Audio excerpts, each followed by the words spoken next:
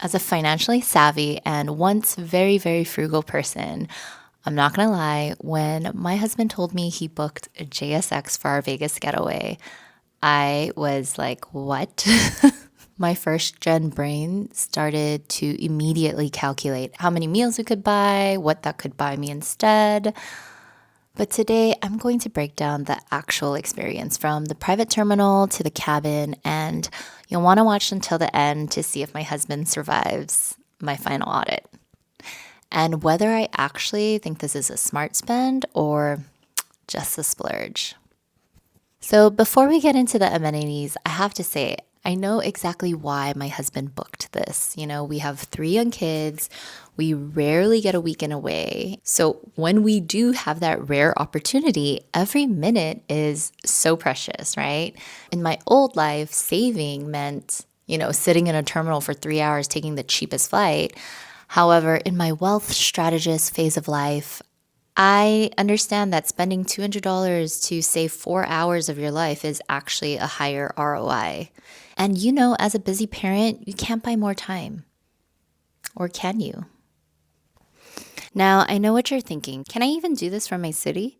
JSX seems to be huge in the West. They fly out of hubs like Burbank, Orange County, Scottsdale, and now they've even added Santa Monica. But they've expanded a ton. They're in Texas with Dallas and Houston, and they hit the East Coast with spots like Miami, Westchester County, and seasonal flights to places like Cabo and Destin. Check out the map on the screen so you can see if there's a hangar near you.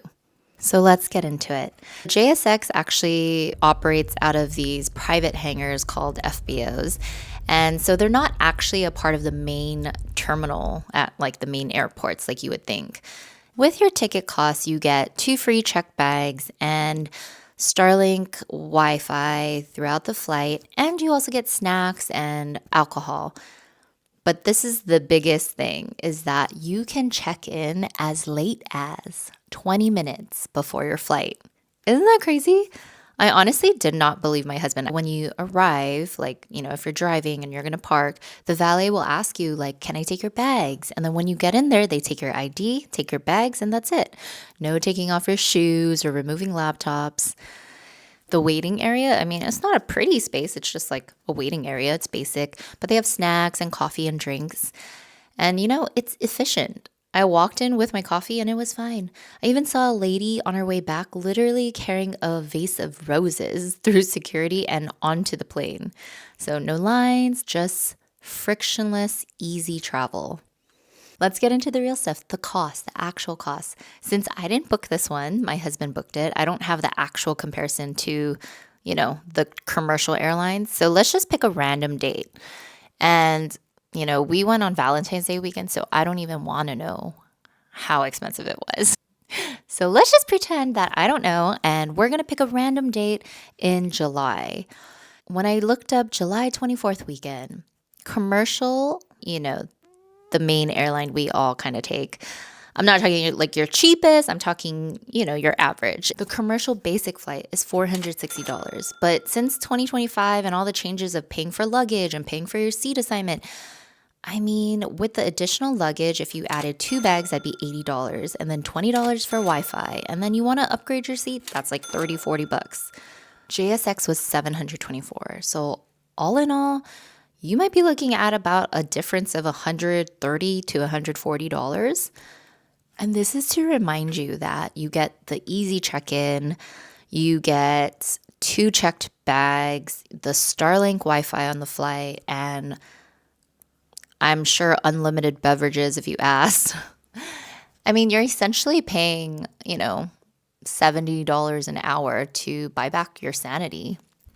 But yeah, surprisingly, not that bad, not that big of a difference. I'm so proud of him. I've taught him quite well. This is what I would call a smart splurge. Just because you have more money doesn't mean you necessarily need to spend more money. Hit that like and subscribe button if you agree and you're ready to start spending smarter and making your money stretch. So on to the cabin. I'm going to be honest, I was a little frazzled, so I didn't take many pictures of the inside as per usual. But yeah, I mean, obviously the plane is much cleaner and nicer than a commercial flight. There's maybe about like 30 seats or so.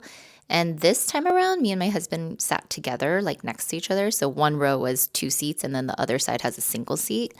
But I have been on a plane before where it's a single seat on one side and a single seat on the other side. And that one was way nicer and gave that more luxurious feel.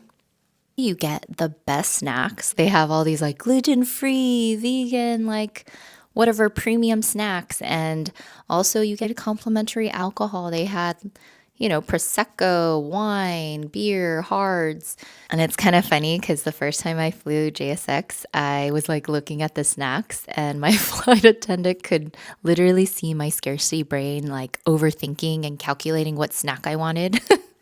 And she was like, "You can have more than one." It was so nice of her. I mean, she was just like, "Yeah, take them all." But yeah, I mean, that's the service that you're paying for. It's such a difference. As opposed to, I recently also flew commercial, and that was a very different experience. And on the way back, I obviously, after a weekend in Vegas, I wasn't really in the mood to drink. However, I did see the lady in front of me get a Prosecco bottle, and it was so cute. It was like this mini Prosecco bottle, and I was like, you know what? I'm going to get one, and I'm going to take it with me. I mean, I already paid for it, so I have to take it home with me, right? Let me know in the comments. Are you with me? Like, you got to get your money's worth? Or are you like, no, that's so embarrassing? Let me know in the comments below. And if you're an anxious flyer like I am, at first I was really nervous about the smaller size of the airplane. And I thought, oh gosh, I'm going to really like feel everything. But it was actually like pretty smooth. It wasn't that bad. And it was, I don't know if it was just because I was enjoying my snacks, my premium snacks and alcohol, but it was excellent. So when you land, they actually have you wait on the plane for a little, like 5-10 minutes, and it's because they're bringing all the luggage plane side. And so pro tip, order your ride when you land and you're waiting for your bags.